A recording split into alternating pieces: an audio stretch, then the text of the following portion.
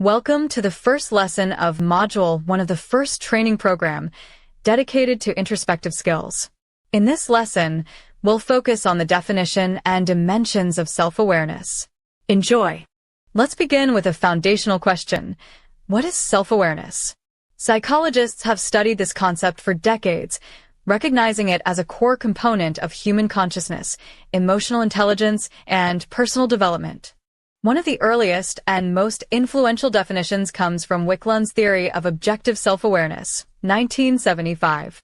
According to this theory, self-awareness arises when we direct our attention inward, shifting focus away from the external environment and turning it toward ourselves. This inward gaze allows us to observe our own thoughts, emotions, and behaviors, much like holding up a mirror to the self. To illustrate, imagine walking past a mirror. At that moment, you might straighten your posture or adjust your expression.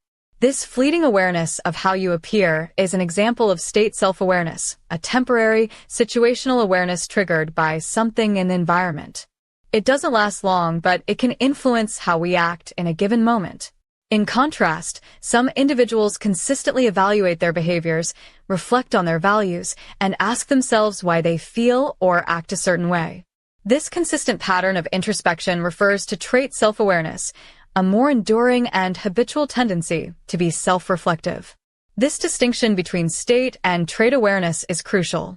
State self-awareness can be brief and superficial, while trait self-awareness can serve as a foundation for deeper emotional regulation, intentional behavior, and growth. In essence, self-awareness is not a fixed characteristic that you either have or don't have. It's a dynamic capacity that can vary across time, context, and personal development. Like a muscle, it can be strengthened through intentional practices such as journaling, mindfulness, coaching, or honest conversations with others. Understanding this layered nature of self-awareness helps us see that it's not just about noticing ourselves in the mirror. It's about developing the habit of reflection and the courage to look inward regularly, even when what we see is uncomfortable. That's where meaningful personal growth begins.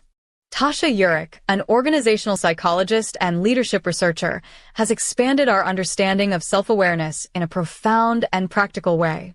Rather than treating self-awareness as a single, unified concept, Eurich distinguishes between two key, distinct dimensions: internal self-awareness and external self-awareness. This distinction has reshaped how psychologists, coaches, and leaders approach personal and professional development. Internal self-awareness refers to how clearly we understand our own inner landscape, our values, passions, aspirations, emotions, habitual reactions, and the underlying drivers of our behavior. It's about having insight into why we think, feel, and act the way we do. When we develop strong internal self-awareness, we're better able to live in alignment with our core values, make intentional choices, and pursue goals that genuinely matter to us. It helps us lead lives that feel authentic, not just productive. External self-awareness, by contrast, is the ability to see ourselves through the eyes of others, to understand how we are perceived, how our behavior affects those around us. This form of self-awareness is essential for developing empathy, building trust, strengthening relationships, and being an effective collaborator or leader. While it's easy to assume that these two forms of awareness go hand in hand, Eurich's research reveals that they are actually independent skills. A person can have high internal self-awareness and yet be blind to how they come across to others, or vice versa. Perhaps most surprising is Eurich's finding that most people are not as self-aware as they think. In her studies, while the vast majority of participants believed they were self-aware, only 10 to 15% actually met the criteria for what she defines as genuine self-awareness. One major reason for this gap is that introspection doesn't always lead to clarity. We often base our self-perception on assumptions, stories we've told ourselves for years, or feedback we've never truly examined. Eurich emphasizes that cultivating both internal and external self-awareness is not a passive process. It requires intention, humility, and feedback.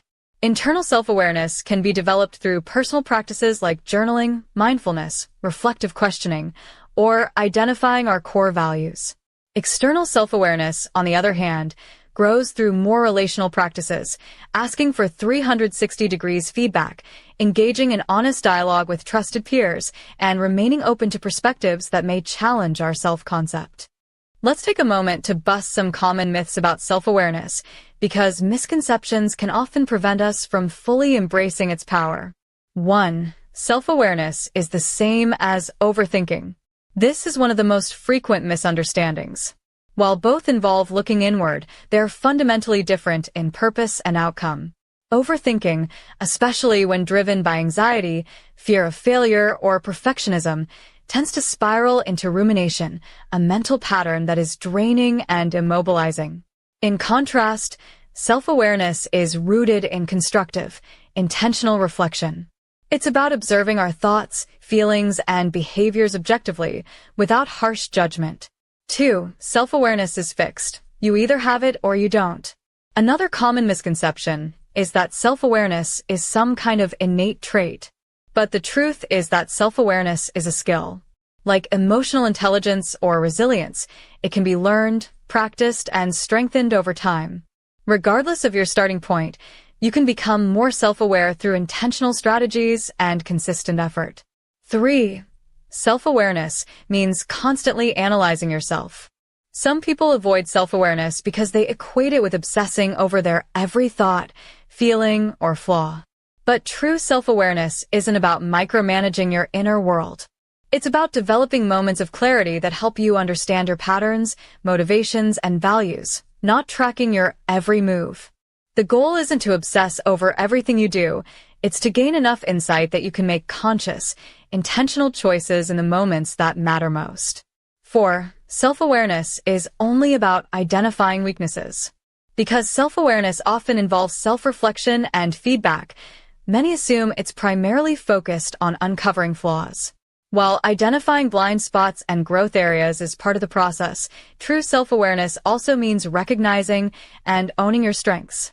It's about understanding the full picture, your talents, your values, the things that energize you, and the environments where you thrive.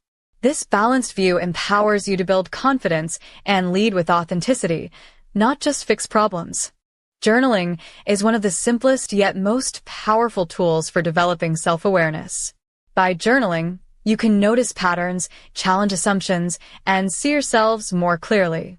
It's a practice that enables you to transform fleeting insights into tangible reflections we can revisit and learn from. So, to end this first section of Module 1, take 5 minutes to reflect on the prompts that will appear in the next slide. Be honest, curious, and compassionate. This is for you, not for evaluation.